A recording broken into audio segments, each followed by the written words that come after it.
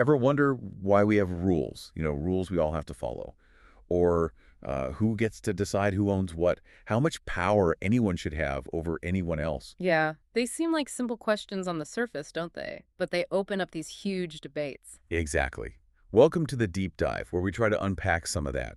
Today, we're really jumping into some of the biggest, most enduring questions about how we, well, live together in societies. These are the absolute bedrock questions of political philosophy, aren't they? What makes Yeah. power legitimate? How should we share things out? Questions people have argued about for centuries, and they really shape our world. They really do. And our guide for this particular exploration is a really insightful book, An Introduction to Political Philosophy by Jonathan Wolff. We're mainly drawing on the 2006 edition. It's a great text for getting your head around these big ideas. Totally. And the mission for this deep dive is basically to give you a shortcut.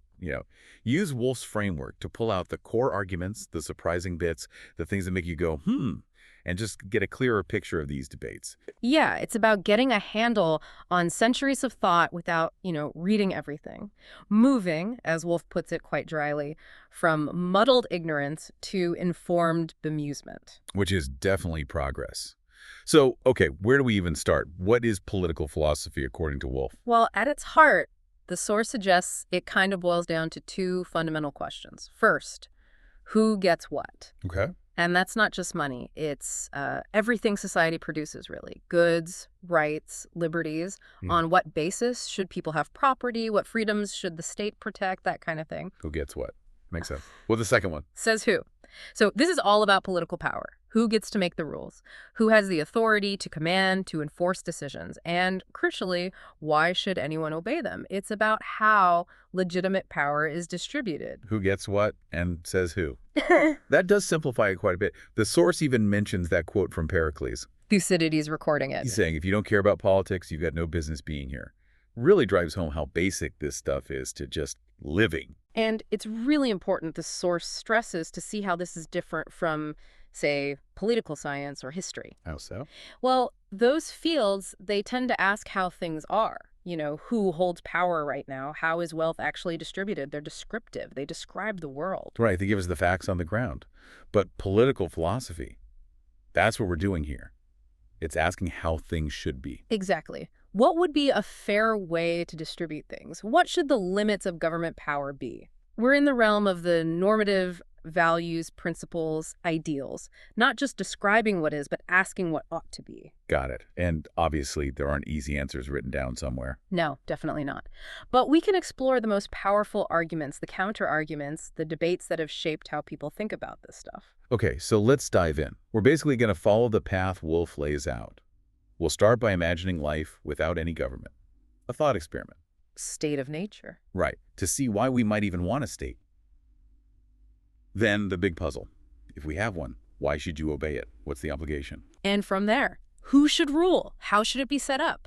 Is democracy the answer? Yeah, and then tackle those big concepts. Liberty, property, equality. See how different thinkers approach them and how these old ideas connect to things people argue about today, like feminist perspectives. It's a journey through ideas, really. Not about finding the answer, but understanding the questions and the landscape of debate. Sounds good. So that first big question, Yep.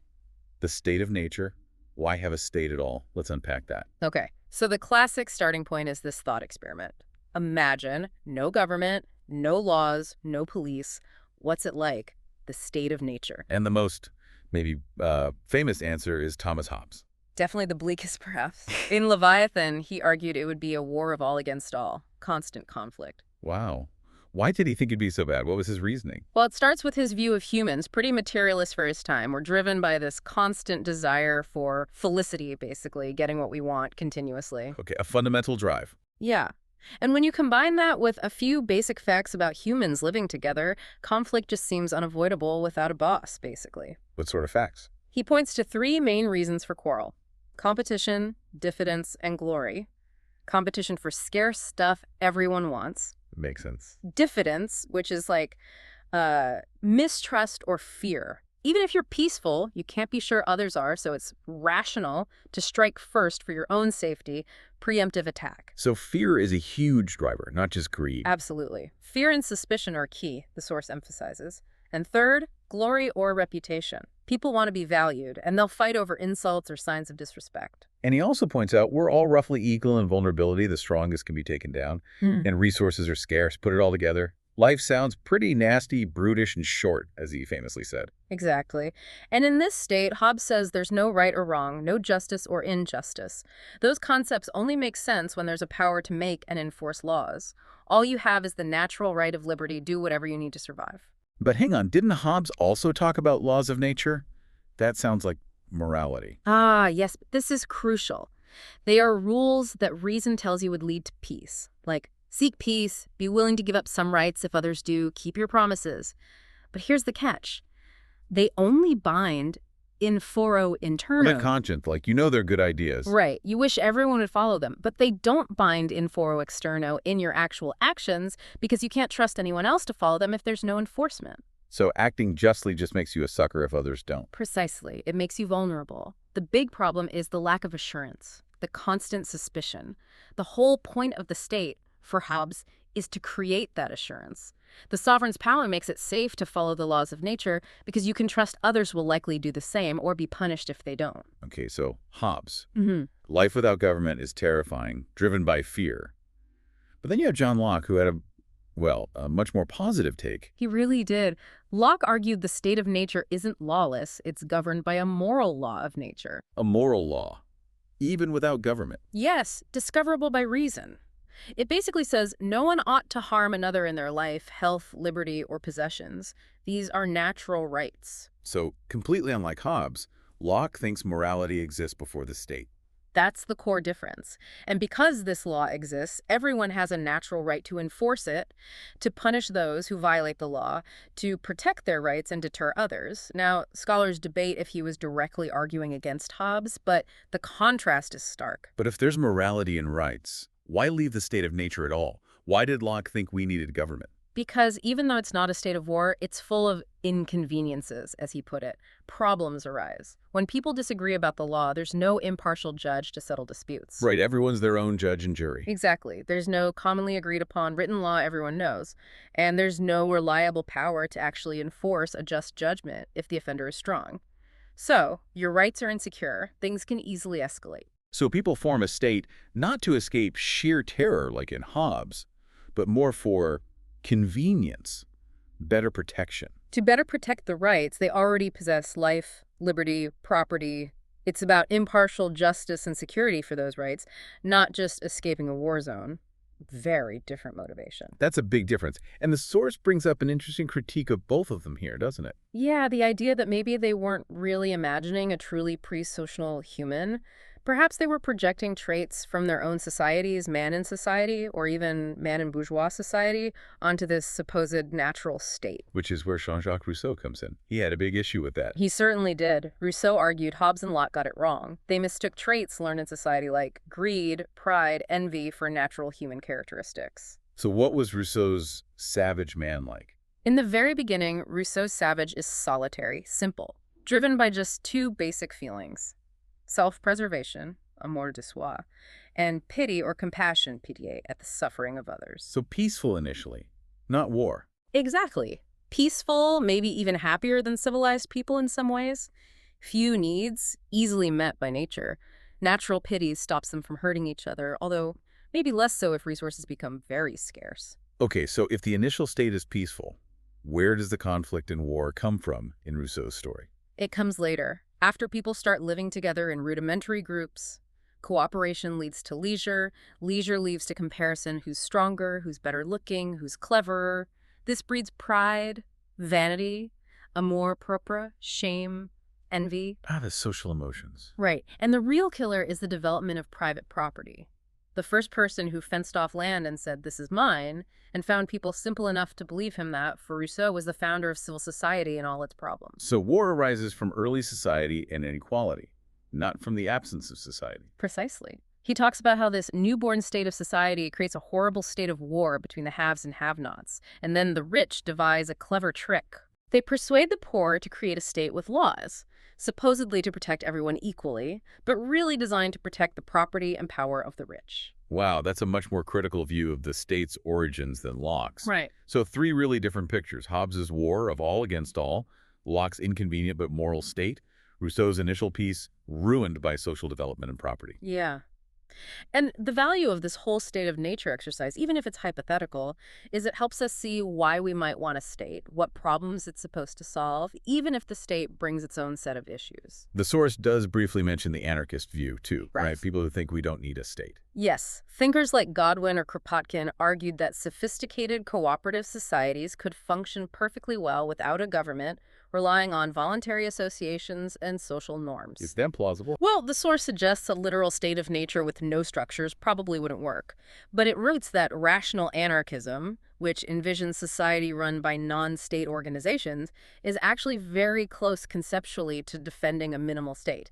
The line gets blurry. Okay, so let's say we accept that life with some kind of state is probably better than total chaos. That brings us to the next massive question. Why should we obey it? Why do we have a moral duty to follow the laws?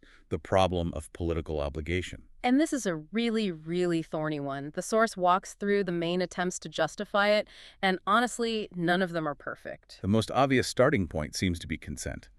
Like Locke said, if we're born free and equal, power over us must come from our own agreement, right? That's the intuition. It's very powerful, this idea of consent. But the huge challenge is showing that everyone, or at least every competent adult, has actually given their consent to the state they live under. Did people way back when sign some kind of contract, an explicit agreement? That's the idea of an original contract. But the source points out major problems. First, there's zero historical evidence. Wolff jokes, which museum is it in?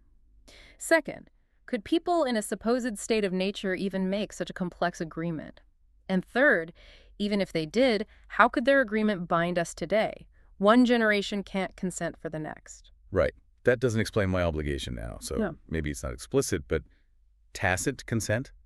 Implied. Yeah, the idea that maybe by doing certain things you implicitly agree, like does voting count as consent, or just leaving within a country's borders, are you consenting by staying? That sounds more plausible, but David Hume had a famous objection to that, didn't he? He did. The ship analogy. Imagine you were born on a ship at sea, you didn't choose to be there, and you can't just jump off. Does the fact you stay on board mean you've consented to the captain's absolute authority?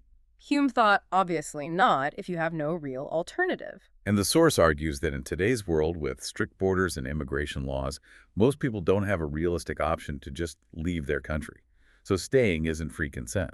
Exactly. Tacit consent based on residence looks pretty weak under modern conditions. Okay, so explicit consent is out, tacit consent is shaky.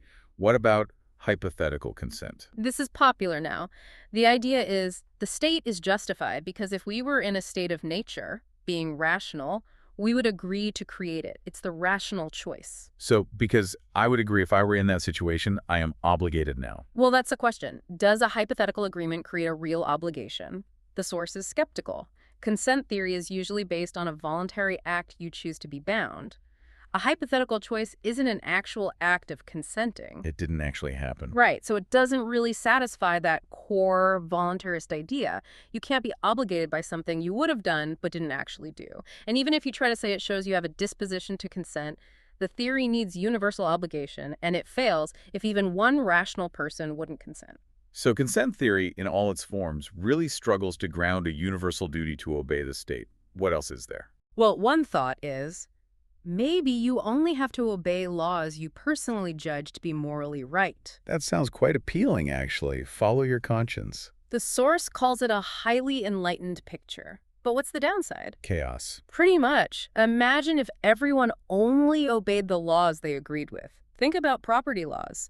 If you think inherited wealth is unjust, like the Duke of Westminster example in the book, then under this view, you'd have no moral reason to respect his property rights. And if everyone did that with taxes, traffic laws, whatever they disagreed with. Society could just fall apart. The source argues that having a common set of rules that everyone follows, even if they aren't perfect in everyone's eyes, is usually crucial for coordination and peace.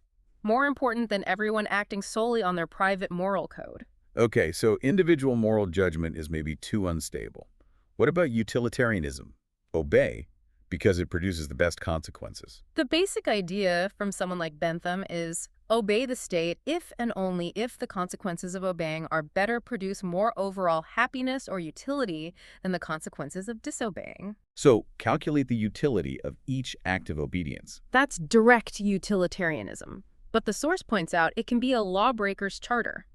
If you think breaking a specific law right now, like running a red light when no one's around, will make you slightly happier without causing harm, direct utilitarianism seems to say, go for it. But if everyone does that, Right, you get chaos again. It's like the prisoner's dilemma. Individually rational choices lead to a collectively bad outcome. So utilitarians usually shift to indirect or rule utilitarianism. which says, Obey the law as a general rule, because the system of general obedience produces far more happiness and security overall than everyone making individual calculations.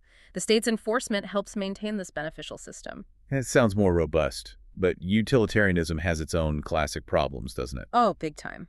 The major one is that it seems like it could justify things that feel deeply wrong if they happen to maximize overall happiness. The standard example is punishing an innocent person, a scapegoat. If framing someone prevents riot and saves many lives, a strict utilitarian calculation might say, do it. It might seem that way. The source mentions the Birmingham 6 case as a real-world example where, arguably, keeping innocent people in prison might have seemed utility maximizing to some at the time to maintain public order or faith in the justice system.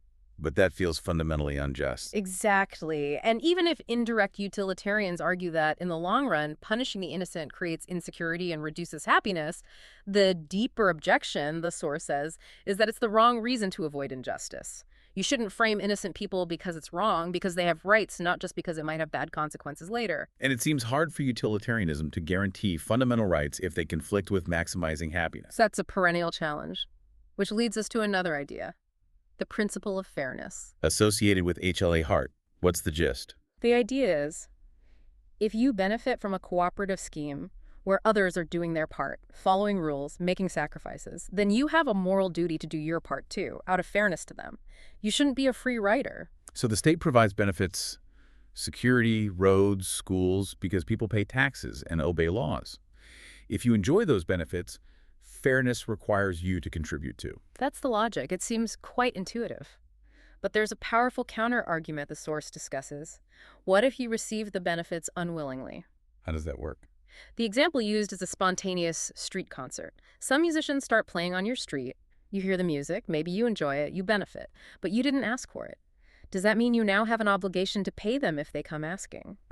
That seems iffy. Like they could force an obligation on me just by providing something I can't easily avoid. Precisely. Maybe the obligation only kicks in if you accept the benefits, knowing they're part of a cooperative scheme. But then, can you really avoid accepting all the benefits the state provides, like basic order, clean air regulations? The state provides this stuff universally. So you're benefiting whether you actively accept or not. Right, it gets tricky. And the source concludes that this whole debate leaves the philosophical anarchist position, obey only your conscience, but, crucially, without accepting state authority or punishment, as still theoretically plausible, even if it seems like a really unstable basis for a functioning society. Wow. So justifying why we should obey the state is actually incredibly hard. Consent is problematic, utilitarianism has deep flaws, fairness is debatable. No easy answer. Not at all. It really makes you think about the foundations of political authority. Okay, so if we, perhaps tentatively, except we need some kind of state, the next massive question is, how should it be run? Who gets the power? Who should rule? Should it be a democracy? Rule by the people. It sounds simple, right? Collective decisions by citizens seen as free and equal. And yeah, the source notes there's a huge assumption today that democracy is basically the only legitimate game in town. Non-democratic regimes get a lot of flack. But almost immediately, the source points out this deep tension within democracy itself, the tyranny of the majority. Yes, this worry goes way back. Just because a majority wants something, does that make it right? What about the rights and interests of minorities or individuals? Can the majority become oppressive? Thinkers like de Tocqueville, Mill-Tip, they were very concerned about this. Oppression not from a king, but from the democratic majority itself. This leads us straight into that classic challenge from Plato, using his craft analogy. Explain that one. Plato argued that governing is a skill, like being a doctor or a ship's captain. It requires specialized knowledge, expertise, understanding of what's truly good for the whole society. So letting just anyone vote Is like letting the passengers fly the plane. It's irrational and dangerous, he thought.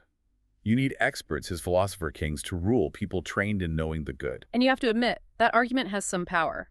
If ruling well requires skill, why trust the unskilled? But then comes the immediate counterpunch. Who guards the guardians? Right. The classic problem of accountability. Even if you found these supposed experts, how do you stop them from becoming corrupt, ruling in their own interest?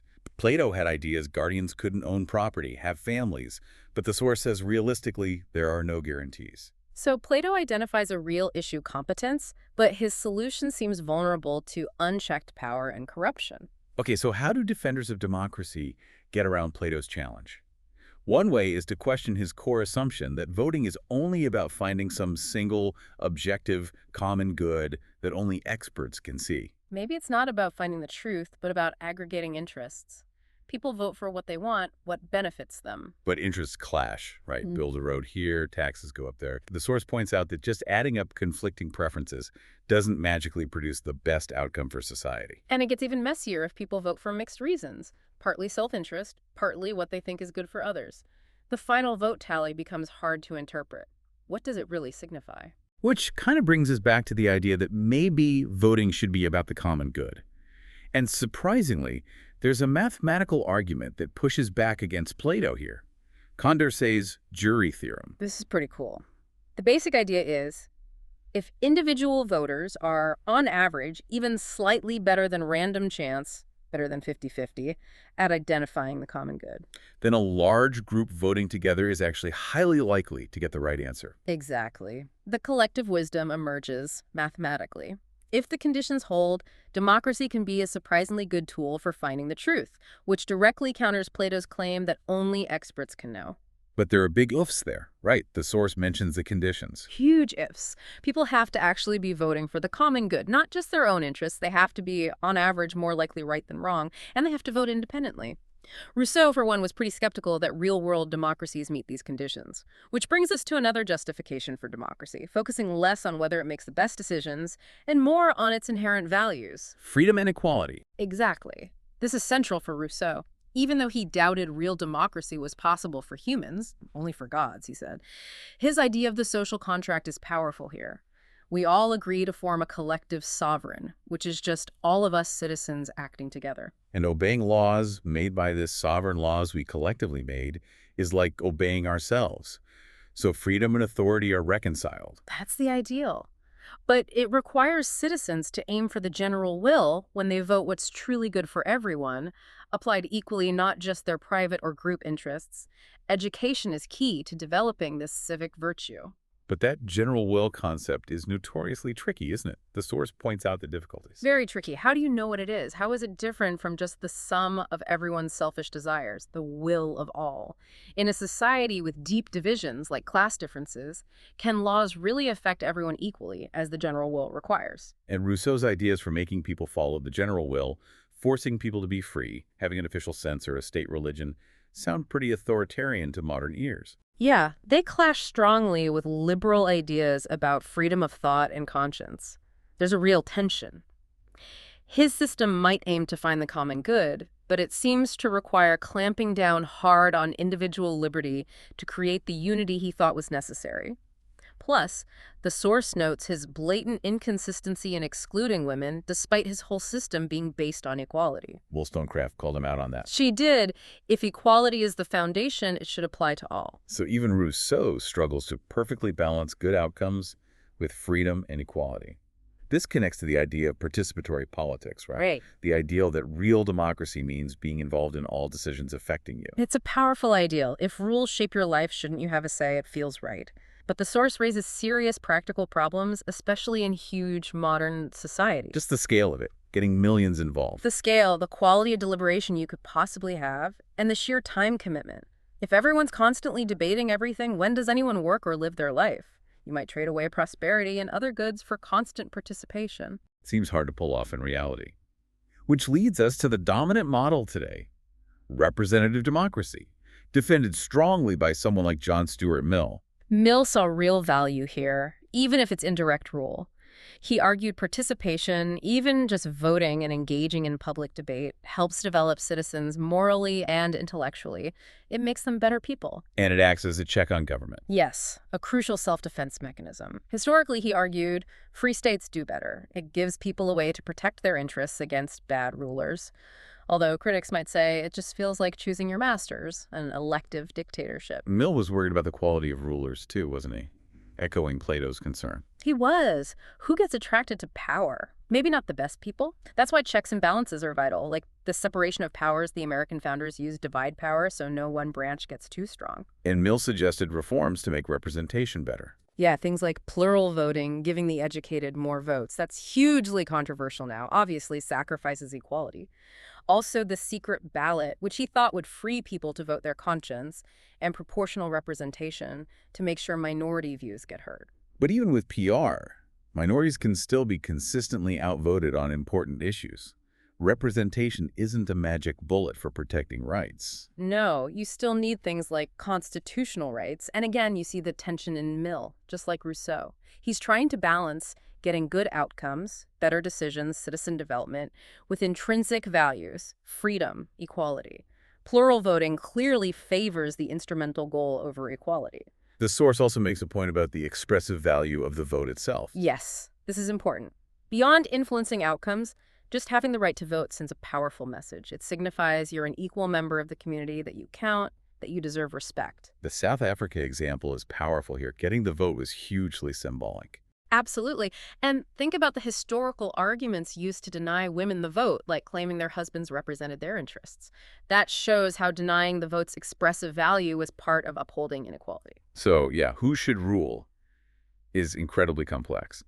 No easy wins for any system when you consider competence, rights, equality, practicality. Is it a constant balancing act? Okay, so if we have a state, maybe a democratic one, how much power should it actually wield over us as individuals? Where's the line? This is the question of liberty. And the unavoidable figure here is John Stuart Mill again, especially his work on liberty. He was laser-focused on the nature and limits of the power which can be legitimately exercised by society over the individual. And his answer is summed up in that incredibly famous principle, the liberty principle, or harm principle. That's it. Basically, the only justification for interfering with someone's liberty, whether by law or social pressure, is to prevent harm to other people. So if what I'm doing only affects me, society should butt out. That's the core idea. My body, my mind, my choices, as long as I'm not harming others, it's my business. Though the source notes, Mill limited this to people in the maturity of their faculties, not kids, and controversially, not people from what he called barbarian societies. He saw liberty mainly as a tool for progress, for improvement. He used freedom of thought and discussion as a key example, right? Yeah. Argued for near total freedom of speech. He did, with powerful arguments. First, what if the opinion you're trying to suppress is actually true? We're fallible. Silencing dissent risks losing truth. Makes sense. Second, even if the opinion is false, debating it forces us to understand why our own beliefs are true. It stops truth from becoming just a dead dogma we parrot without understanding. Keeps ideas alive and tested. Exactly. And third, the most common case, he thought, is that the truth is split between opposing views. You need open discussion to bring out the partial truths on all sides and get closer to the whole picture. So silencing any opinion is harmful to the pursuit of truth. Those are strong arguments. But the source immediately points out problems with applying the harm principle in practice. Like, what counts as harm? It's really fuzzy. And is there really a clear line between actions that only affect me, self-regarding, and actions that affect others, other-regarding? It seems like almost anything I do could potentially affect someone else somehow. If I gamble and lose my money, it harms my family. If I don't wear a helmet and get injured, it burdens the health system. Where do you draw the line? That's the huge challenge. If almost everything is other-regarding, does the harm principle end up justifying massive state interference, the opposite of what Mill intended? So why do we value liberty? Is it good in itself, or good because it leads to other things? Yeah. We touch on the utilitarian angle. Mill often argued liberty leads to progress and happiness. And the natural rights idea, Locke, Nozick, seeing liberty as fundamental. Right. Bentham, the arch-utilitarian, famously called natural rights nonsense on stilts. For him, rights are just legal tools we create if they promote overall utility. But indirect utilitarianism offers a slightly stronger defense. A system of rights generally promotes happiness. Yes, that's the argument.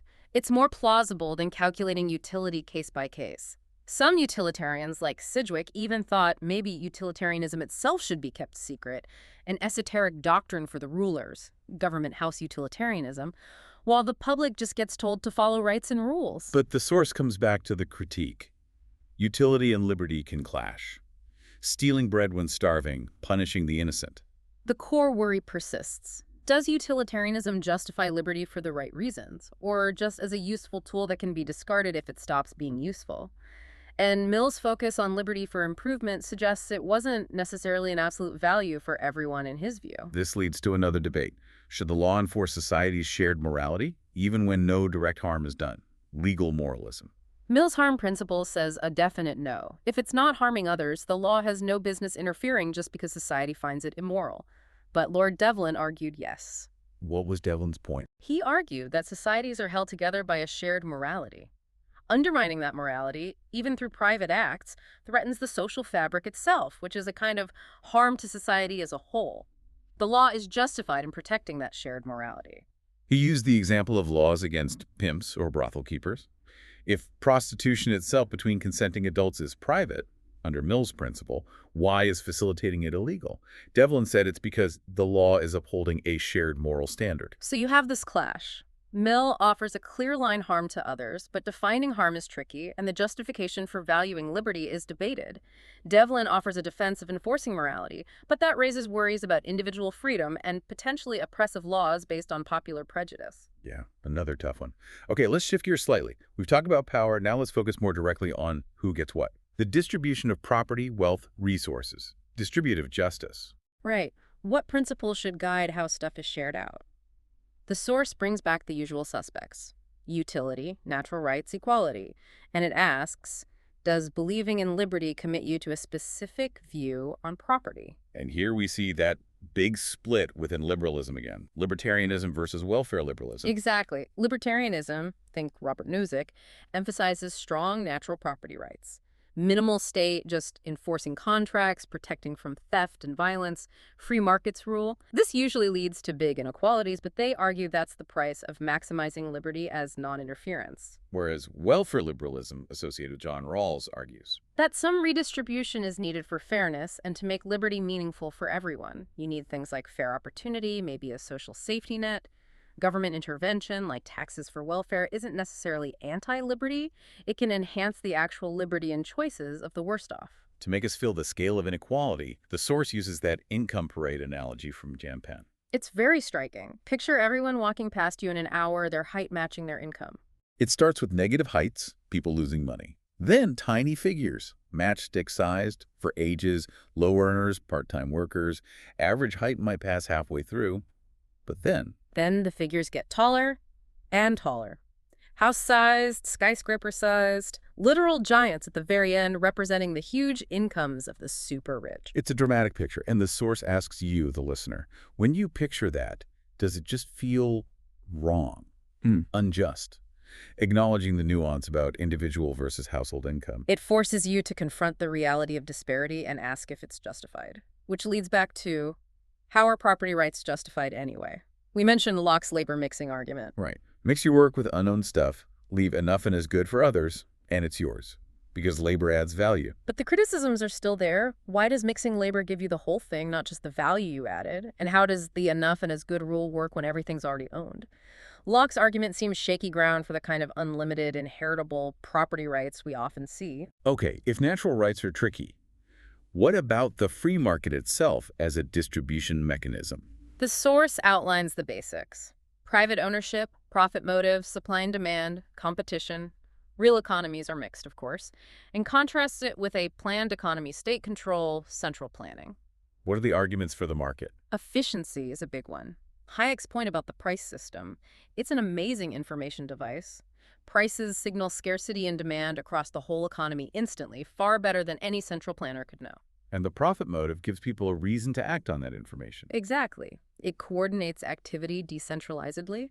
Planners lack the local knowledge and the incentives, often leading to mismatches and shortages. Plus, the market seems less authoritarian. But markets aren't perfect. Market failures. Right. Externalities collusion is a classic negative one. The polluter doesn't bear the full cost, so the market produces too much pollution. Public goods like streetlights or defense benefit everyone, but are hard to charge for, so the market undersupplies them due to free riders. These failures give reasons, often utilitarian ones, for the state to step in and regulate or provide things. And then there are the deeper criticisms from the Marxist socialist tradition. Several big ones. First, markets are seen as inherently wasteful, prone to crises, unemployment, producing stuff people don't need. Engels. Also alienating for workers. Yes.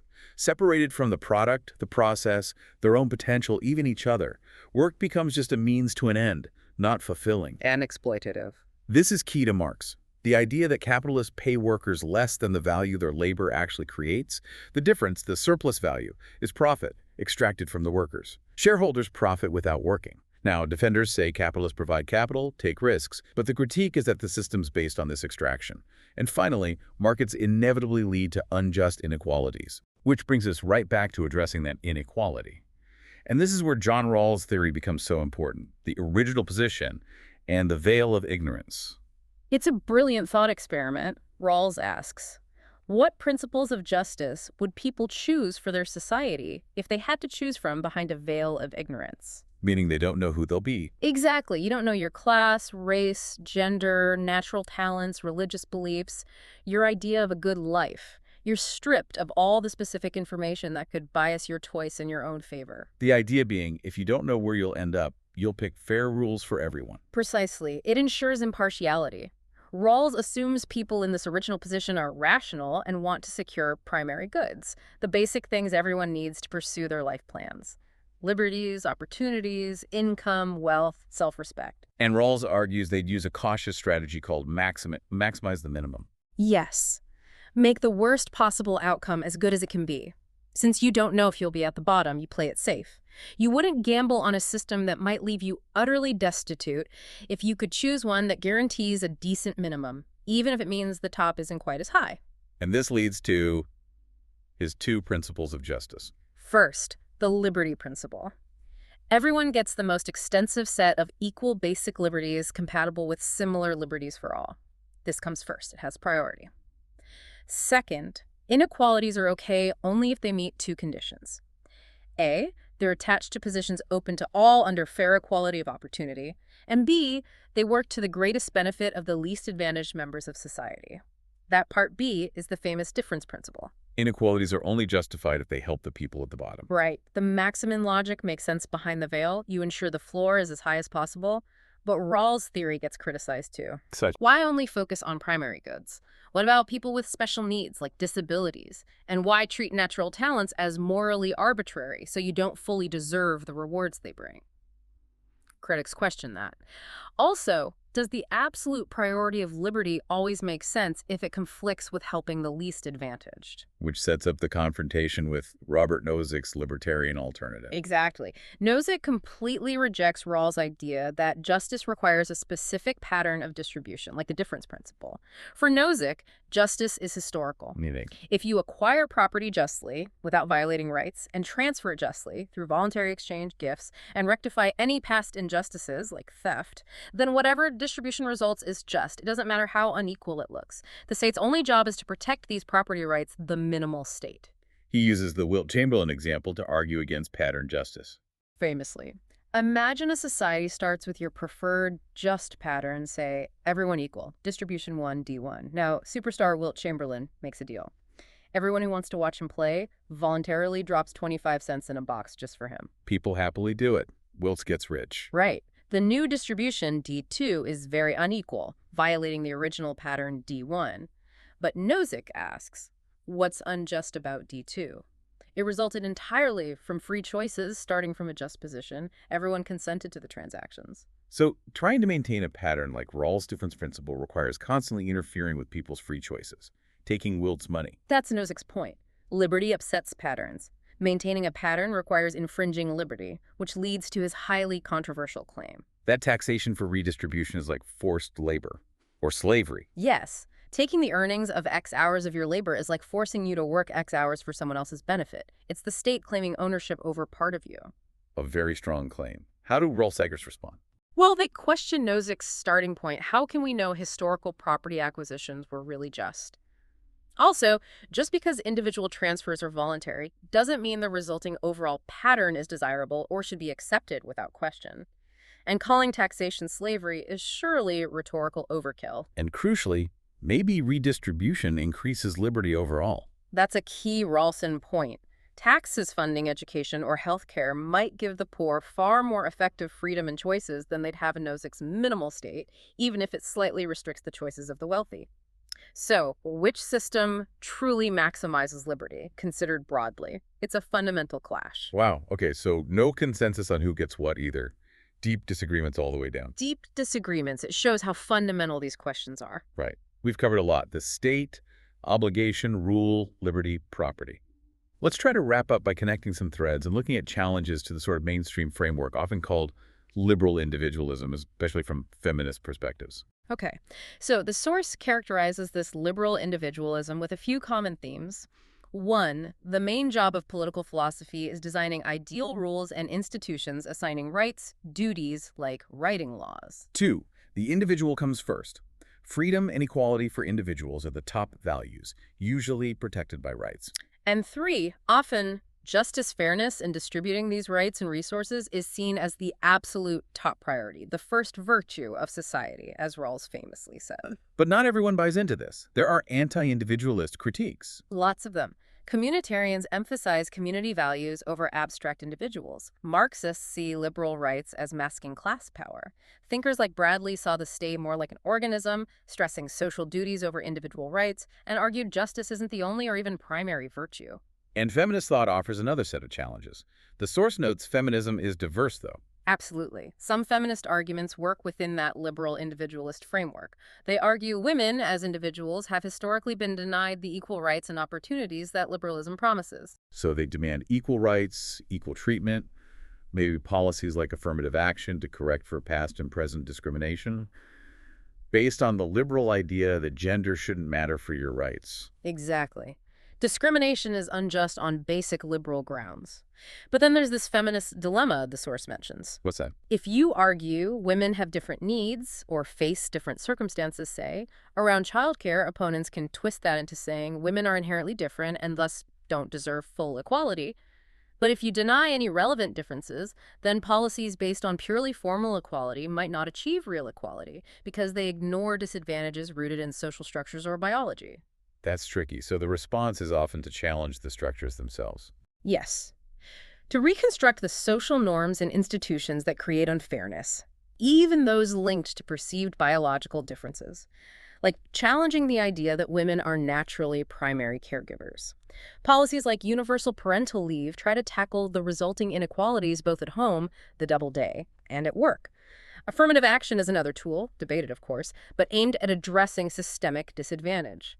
But some feminist critiques go deeper, challenging liberal individualism itself. Yeah. Radical feminism. Right. They often see a fundamental link between patriarchy, male dominance, and economic systems like capitalism. They argue just tinkering with rights isn't enough. You need a more revolutionary change to dismantle these interconnected systems of oppression, though they might debate which causes which. And then there's that really provocative idea, the feminist anti-justice argument. This one questions the very concept of justice as is usually understood in the liberal tradition. Is it maybe gendered? How so? It draws on psychological theories, like Nancy Choteau's work suggesting boys tend to develop a sense of self based on separation, while girls develop one based on connectedness.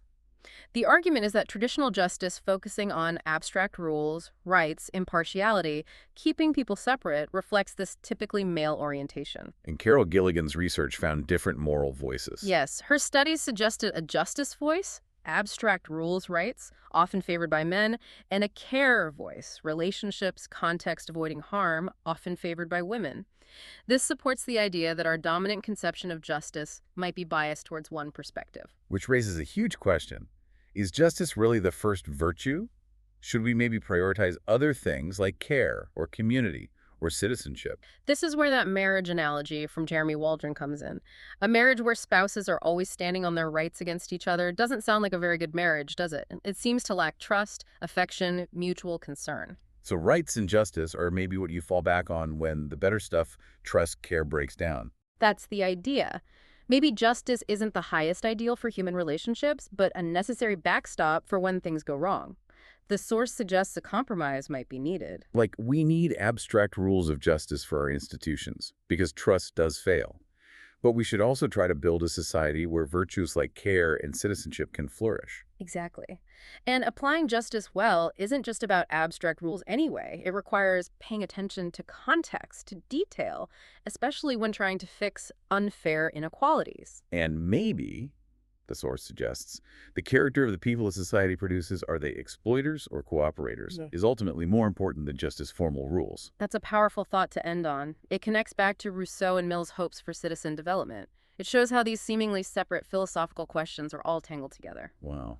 Well, that was quite the journey. A real deep dive into these core questions political philosophy asks, using Wolff's book as our map. We've covered why we have states, why obey them, who rules, liberty, property, justice, seeing how different thinkers give such different answers. And it hammers home that point from the source. This isn't a finished subject. There are no easy answers here. The goal isn't to tell you what to think, but to give you the tools, the arguments, the perspectives to help you form your own view. Even just getting from muddled ignorance to informed bemusement, as Wolff says, is a win. Absolutely. And importantly, this isn't just history or abstract theory. These debates about rights, equality, fairness, government power, freedom, they're alive right now. They're the foundation of the political arguments you hear every day. Understanding this background helps you make sense of it all. It gives you a framework, a vocabulary for thinking critically about the rules we live by. So to leave you with something to chew on, let's go back to that idea. Is justice primarily about fixing illegitimate inequalities? And is the kind of person our society encourages competitive or cooperative, maybe more fundamental than the formal rules themselves? Yeah, how do we balance justice with other crucial values like care and trust? Is justice the absolute foundation or a safety net? And what kind of citizens should we aspire to be and help others become? Lots to think about. Definitely. Well, thank you for joining us on this deep dive into political philosophy. Keep asking those big questions. Keep exploring. And keep thinking critically about the world. Until next time.